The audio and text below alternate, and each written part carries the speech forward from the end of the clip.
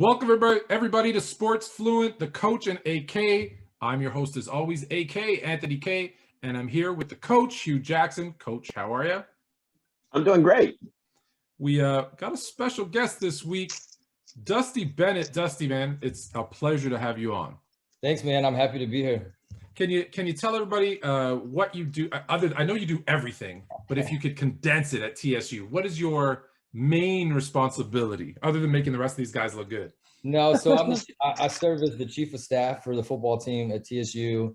That encompasses everything off the playing field, from compliance, academics, fundraising, budget, travel, future scheduling, day-to-day operations, putting out fires, anything that you can think of. I do on my side of it. I have a great team behind me too that helps on the personnel side. I help oversee some of the recruiting and getting, student athletes to TSU and what that looks like. So, jack of all trades. You know what? The coach told me do a number of things, and I don't think he even hit on half of them that he said. So, we start the show off, unfortunately, on a sad note, but I promise we'll get better from there. Coach, I know you wanted to talk about Terry Donahue a little bit, so I'm just going to pass it right off to you and let you say a few words. Yeah, I do. I first of all want to give my regards to the Donahue family. I've gotten to know them over the years. Knew Coach Donahue a little bit. He was crosstown rival UCLA. Did a tremendous job, and I thought he was one of the icon coaches in California. He did such a tremendous job. Recruited a lot of great players.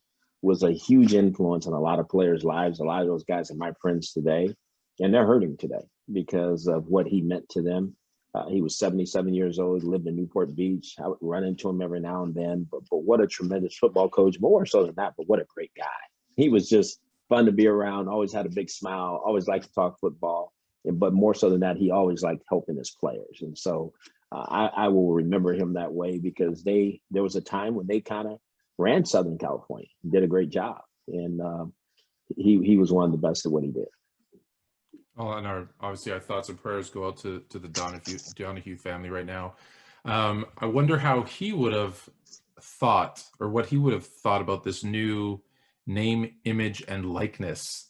I want to go through with you guys, and I want to do it in a way, so bear with me, because once I say it, it'll make sense. I want to do kind of a good, bad, and ugly. So let's start with the good, right? So the good is players are going to start to be able to, make some money, as I think they should, off their own name, image, and likeness, which makes sense to everybody else looking in from the outside. Other sports, I understand, and correct me, you guys know this better than I do, but other sports have been able to do this to a certain extent. Basketball, football, I think, being the exception. So what's the good that you guys see from the new NIL? I'll let Dusty start it. So, the good is obviously like what you said. You have an instance where student athletes now have the ability to capitalize on who they are as an individual. I've been around this industry for a long time and seen it through a lot of lenses. One example being, if I'm a student, I'm a musician.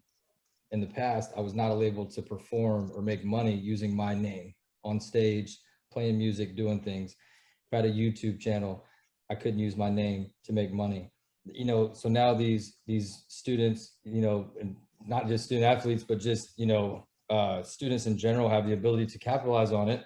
Now, the other good part of it is it allows students to start thinking about that earlier, like pre-college, pre-professional. I think a lot of people associate the NIL with, now you're just going to pay college athletes to go rush for 1,000 yards and it's going to be enticing, and, they're going to have boosters paying kids. And yeah, that there could be instances where that happens through the process, but at the same time, it's an opportunity for kids to understand how to build a brand. What does a business look like? Entrepreneurship is one of our huge pillars. It's been a pillar of mine for a long time. I know Coach Jackson as well. Like that's something important. So you have the ability to teach these kids now, what does an LLC look like? What do taxes look like? What does making money look like? And not just to transition into professional sports, but transition into real life. And what does that look like? And, if you go and play professional sports, great. But if you don't, you now have the ability to tap into some really good resources to learn what that looks like. Yeah, I think right. The good is definitely the earlier you can learn, unfortunately, paying taxes, but also money management, investments, those types of things, right? Because a lot of for the what is it, 1 or 2% that make it to the pros, they just get dumped $1 million, and now what do? So yeah, I think that's good. The story I was told, Coach, was, and this one made a lot of sense to me. So football, for example, again, the number is 1 or 2% of college athletes actually make it to the NFL. For the other 98%, they basically play 3-4 years and have an education, which is great, but weren't able to make any real money. And now for that guy or girl, but who was in, ABC, Idaho, and is a huge deal in their hometown, who now went to play at Alabama. Well, they might not be going pro, but they can go back to that town and do autograph signings, have a camp, right? And make some money during the offseason, whatever that looks like. And it sets them up for a career after football, after college, where, hey, let's be honest, they're not all making the pros. What else do you see as some of the goods? Well, I think the biggest thing, and I think Dusty hit on it, learning at a young age how to manage money. You don't learn those things in school. You spend all that time going to college and they never teach you the skills you're going to need in life. And so I think that is one of the biggest things it's going to do. Like Dusty said, it's going to make them some entrepreneurs. They're going to learn how to do certain things. Is how to start to manage money. I think, but my concern though is that we're still talking about young men who's never had money, and now they get, a good wad of money in their pocket. What do they do, and how do they handle it? So you're still going to have those same issues. I think now you're going to have a few more vultures around, everybody's looking with their hand out, because you can get this next year too. And you may get it the year after that. You'll get it the year after that. So I think there's a lot of things that still need to be addressed, but the biggest piece of it, I think, is the education of money. And what I'm hearing, most colleges are saying, if they're doing this, they're going to teach a class on the education of money, and the players have to take the class. Well, I think that's excellent. You got to make this work somehow that they really get something out of it besides just having money in their pocket. I've always had a love-hate relationship with universities and colleges, because I get it. You go there to learn, or you go there to learn how to learn. And I felt like, for me, a lot of stuff was, hey, I got to read this, memorize it, and then regurgitate it. Great. I'm really good at that. So I did really well, but I didn't learn anything. And so it's like, there needs to be this mandatory piece. And I hope this pushes that, right? This mandatory life skills, right? You have guys, my roommate in university didn't even know how to use a bank card. Like, there was no life skills. And those are things that you need to learn. And again, taxes, all that other stuff. So there's good, right? They deserve to get some money for their name and image and likeness. I think we all agree on that. I know the bad and the ugly are going to mix together, so I get that. So let's look at the bad. Coach, you and I talked a couple of days ago a little bit about some of the bad, like agents, those vultures hanging around, and not just in college, right? They're going to start in high school. So, Dusty, I'm going to kick it back to you. Let's maybe not the worst thing. Let's save the worst thing for what is one of the bad things that might come out of this? I think the lack of education prior to releasing it. I mean, that's probably the biggest thing. Coach and I've talked about this, and some schools are ill-equipped to handle NIL, and what does that look like in educating student athletes. There's a handful of people in the world of college athletics and branding that I think are exceptional. One of which that we're trying to partner with at TSU to come in and teach what building a brand looks like for a student athlete and understanding those relationships. The other part of it too is the NCAA, they, in situations like this, they seem to defer to the institution to build regulations around what NILs look like. So there's not a standard NIL agreement across the board that every college program adopts, right? Every college is building out NIL, templates on what student athletes can and cannot do based on the institution. Example being, can you wear the school brand? Can you use the logo? What are coaches' involvement in helping student athletes get, what is a fair market value? That number has came out a couple of times. Like, student athletes have the ability to sign NILs, but the price has to be a fair market value. Well, who decides that, right? Who's the end all be all of saying this is what a student athlete can do? And what that's going to do is it's going to affect recruiting. You know, if one NIL agreement looks different at one school than another, and a student athlete's debating on those two schools, and they have an opportunity to potentially build their brand bigger at one school, they're going to choose that all day, because I mean, that's just where we are in the world right now. And you also we talk about agents, but there's also this like underground world of what we call handlers or influencers in young student athletes' lives. And most of them own companies that do camps, or they do different things across the country. And now you're in a position to where can they sponsor students and say, hey, listen, you know, I'm going to sign you to an NIL. You go here to this school, or I have a relationship at this school. Not saying that's going to happen. I'm just saying that the bad is that those things now become conversation.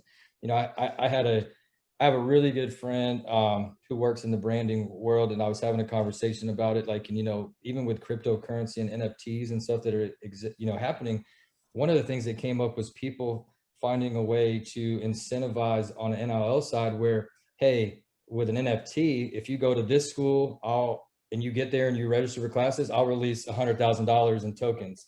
Hey, you go to this school and do this, I'll release $2,000 in tokens. That's great. You know what I'm saying? Like, now we're in a world not just of the transaction of dollar bills, but now there's things that you really can't trace, right? Yeah. Like So let me pause you there and ask a question. Wasn't that happening already? It absolutely was. Now you've almost made it more approachable, right? And now what was happening in the shadows, it's not necessarily in the light, but there's 1 foot in, 1 foot out, right? And you have to, you know, not Coach Jackson, I talked about this earlier, you know, sometimes in our industry, a lot of pressure is put on coaches to educate and say, you got to do this and you got to do that. And that is absolutely part of our job as not only coaches, but athletic administrators. But in this particular situation, you run into an instance where if a coach helps one kid on an NLI or an NIL, and there's another player in the same room and you can't offer the same thing for that player, now you're even talking about conflicts of interest. Right. And where does that relationship now fall for coaches and players? So I think there's a lot of conversations happening.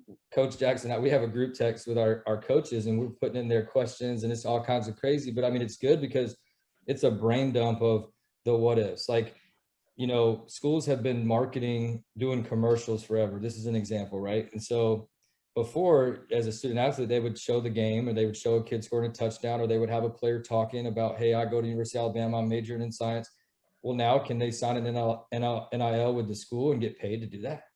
Can the school pay or compensate a player? The answer is that nobody really knows. It's kind of really open, right? Like, so what you're saying is I should start an NIL regulatory body, and I could be the president. Yeah, I mean, of that. any company, right? I mean, Coach knows I'm always looking to start something. Like in boosters, like you see the thing that's going on right now in Miami, where there's somebody that's giving money to every scholarship, every scholarship student, yeah. Right? You know, some schools aren't allowing boosters to participate in NIL agreements with student athletes. And that was a question that was proposed early on. If you have a booster that owns a company, the booster as an individual is not sponsoring the NIL, but the company in which they own as principal is now sponsoring NIL. And what does that look like from a recruiting standpoint, retention standpoint, and the conversation of, you know, not every state has adopted NIL regulations. So the NCAA has passed it. Tennessee, for an example, it hasn't passed yet. In Tennessee, it's supposed to go into effect January 1, 2022, but we still are allowed to have NIL agreemats. And you have a pretty big one, I heard. On the basketball side, yeah, multi-million-dollar deal. We had a football player today signed with Barstool Sports. We have a couple of them that are in the works. One of our players is signed with a barbershop, and there's a lot of great things happening around it. And so it's just a unique perspective, because the other side of it is that if I'm a high school athlete and I'm being recruited, right? So now you have high school athletes who are like, man, if I'm a senior in high school, I have not yet made it to college, I'm an amateur athlete, I can go sign with whoever and make money. I can sign with an agent. This agent can give me money Well, some states that haven't adopted the NIL, now you're affecting your amateurism as an athlete and potentially affecting your ability to go and play college sports. So the education piece doesn't just happen from freshman in college to senior in college.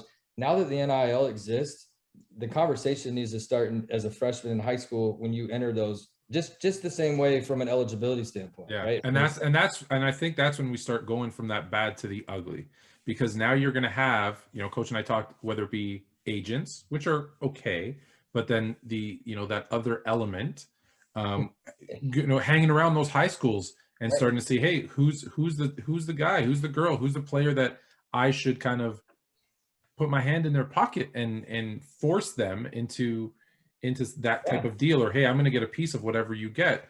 Coach, you, like I said, you and I talked about it.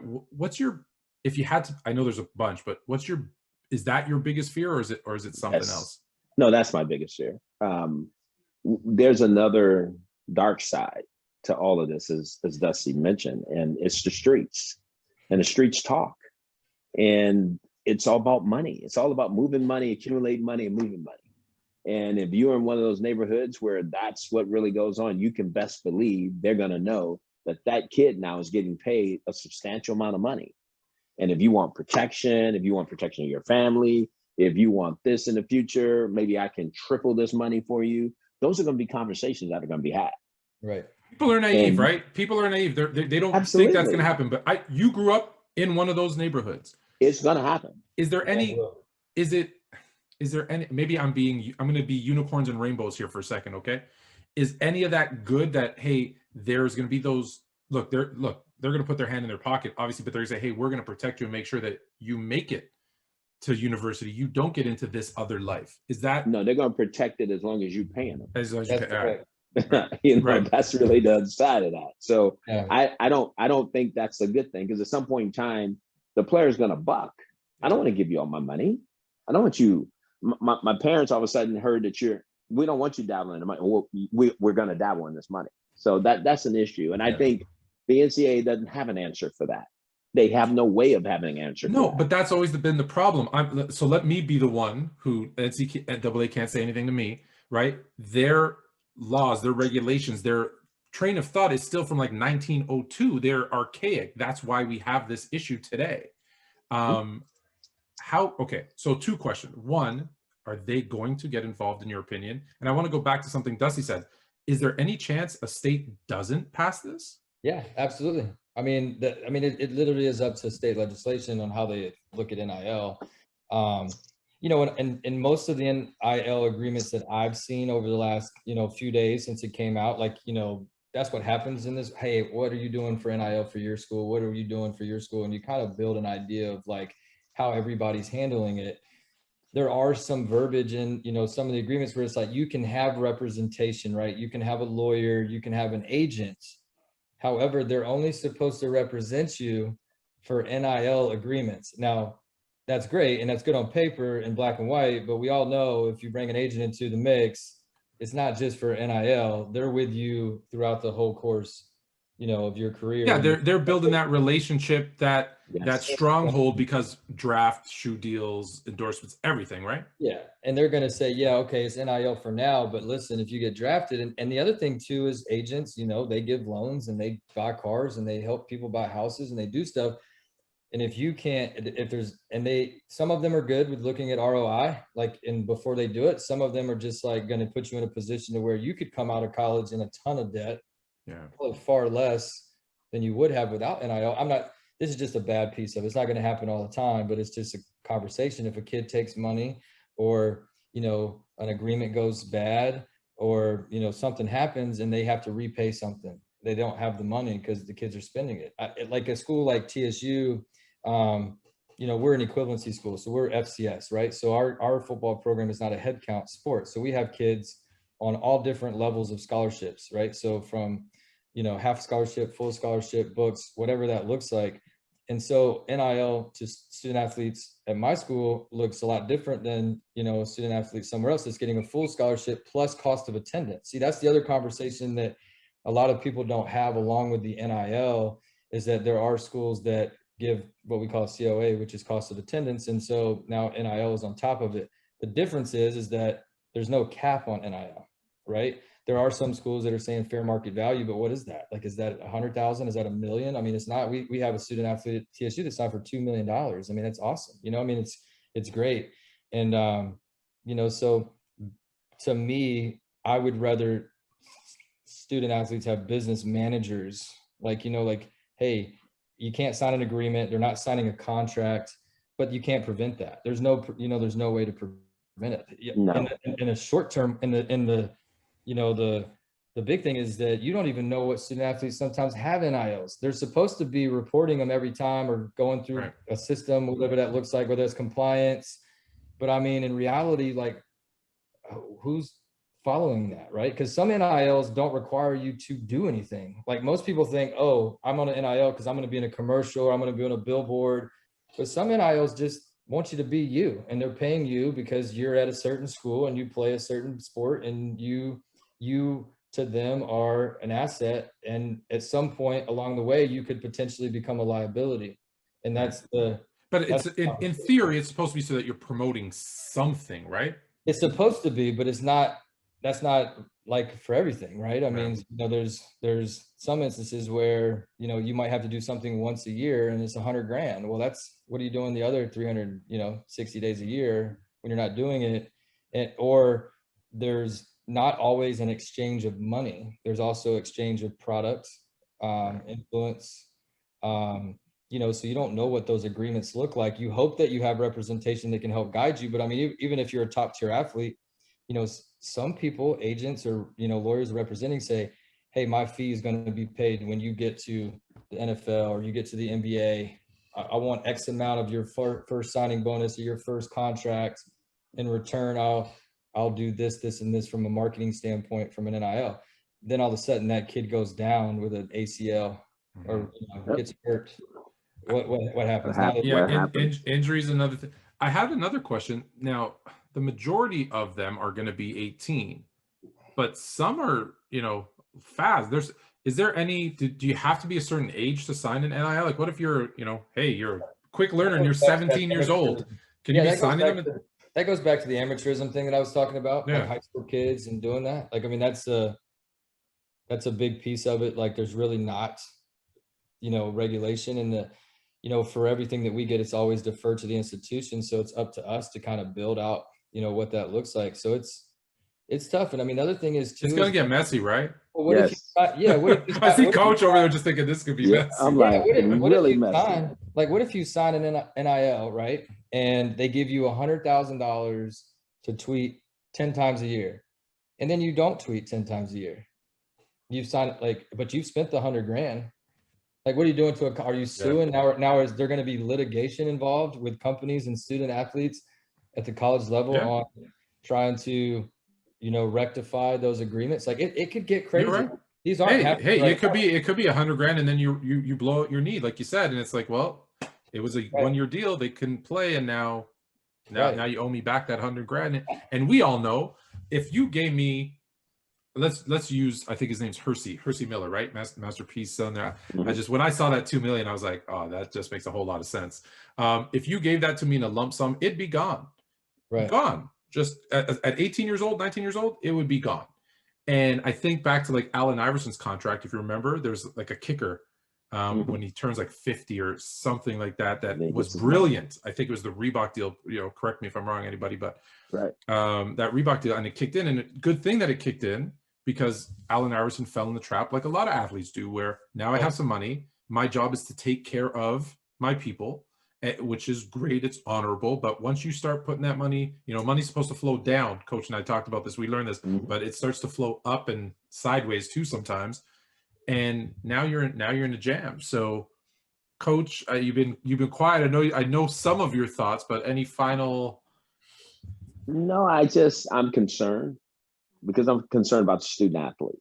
I think there's a thought. I love that the NCAA is doing something, but the amateurism of college sports is about to go out the window. Yeah. I mean, it's going to be gone pretty soon. It has to. Yeah. You know, and it's not, I mean, you're going to have some players making more than coaches. Sorry, I You know, just you got thought I just you got thought Ma- it's. you I'm got sorry to cut Manning. you off. I'm You sorry. got Manning's son. You got Yeah, Manning's one of the Manning's sons. I think the brother that didn't play football. His yeah, son's a quarterback, and they're saying he's going to get $10 million. 10 million. Yeah. I was Come gonna on. I was gonna ask you a question because this I don't know that we talked about this either because now that we're getting into paying players, so what if you've signed an NIL and you think, hey, I got money, I'm here to play football, and you don't go to class. Now I know there's some other things that happen, but you flunk and now you're ineligible. Yeah, that goes back to the fact that there's no safety net. There's no safety net there, right? No, there never has been for that type of stuff either. Like, you Yeah. know, it's just going to be I don't want to say slippery slope because I think there is a lot of good, right? I think there is a lot of positive in having NILs, but like I said at the very beginning, the lack of education that happened before they released the NIL. Now it's always been coming down the pipeline. Hey, NIL's coming, NIL's coming, NIL's coming, NIL's coming. And there have been a lot of institutions that have got in front of it and tried to help. But I mean, really, you're talking about a cohort of every 4 years, kids always interchanging, the generations change, the type of players change, the type of mentality changes. So, I mean, it's always going to be a battle. And like Coach Jackson said, I think the amateurism of college sports is potentially at jeopardy big time if there's not because that's the big thing, like you're saying, is that now does eligibility matter? Like, do you now have APR? Is graduation success rate something like, you know, we talk about APR in our world, you know, which is something big, and it's a retention and eligibility scale that they use in college athletics. And, you know, but it's like, now we need to focus on job placement rate, right? I mean, what does that look like? What is that? What is the JPR, right? I don't know the answer, but it's, you know, going back to it, hard yeah. stuff. Well, before the whole NIL thing, like I'm talking years and years ago, I've always been a proponent of players being paid, right? A certain amount, because obviously, it's a million, if not $1 billion industry for these sports. And my thought was always give them portions every so often, give them I guess a bonus at the end for graduating, and then maybe have those kickers in at, 25, 30, 40 years old, whatever that is, depending on how much they make. Just so that you take care of the player, the person long term, not just here's a lump sum. Because that was my concern always. You dump a bunch of money on a kid, we're going to spend it, and that I think is always going to be. I want to go back. So this is the last question on NIL that I want to ask. So if there is a state, so right now, like you said, Tennessee hasn't signed or hasn't put it into effect. That's obviously going to. Will it kill their teams? Because I'm not. The NCAA rule, we can still do NILs at Tennessee State, but the state legislation around amateurism and paying athletes and stuff like that, it's just a big conversation. Some states will cap it, some states will that threshold or whatever that looks like. So every state's going to be different. But like going back to the recruiting piece, the schools that are in NIL friendly states have an opportunity. Have an advantage. Okay. Right. They just have an opportunity to enhance that. But think about this, Anthony. If you're a player, and I said this to our staff members the other day, I need to go somewhere where I can play. Right. That was going to be my next question. I now have, because I have a chance to make more money, build a bigger brand, be seen, all of that. I don't want to go somewhere as a great player. I'm not going to USC now because I'm probably going to play 2 years instead of playing 4. So I want to go to Tennessee State now because I'm going to be seen and I'm going to get an endorsement deal a branding deal for my likeness that can pay me for potentially 4 years. You're going to have more players staying in school longer because they're making this money prior to going to the National Football League. So I think it's all that was another example that was thrown out to me was, let's say you're that, four-star recruit quarterback who's going to be third string in Alabama. Well, maybe I leave and say, hey, national titles are great, or Clemson or whatever. That's great to win, but I can make some money right now playing. They start to maybe move a little bit. So you think there are a lot of players in that portal now? No. Yeah, exactly. That portal will be overflowing. And the ones compounded with the one-time transfer rule too. So like now you can immediately transfer and be eligible as long as you haven't previously transferred from another 4-year school. So I mean, you think this this summer's going to be busy. Wait till next summer, guys. Yeah. What do you think guys the are gonna mom be and busy. dad? What do you think the mothers and dads are saying now? Oh, yeah. Get to the school where you can play. That's right. Or come home. Come stay Mhm. close to home instead of going over there where you're going to sit on the bench. Come here and play. Mhm. Yeah, 100%. Mhm.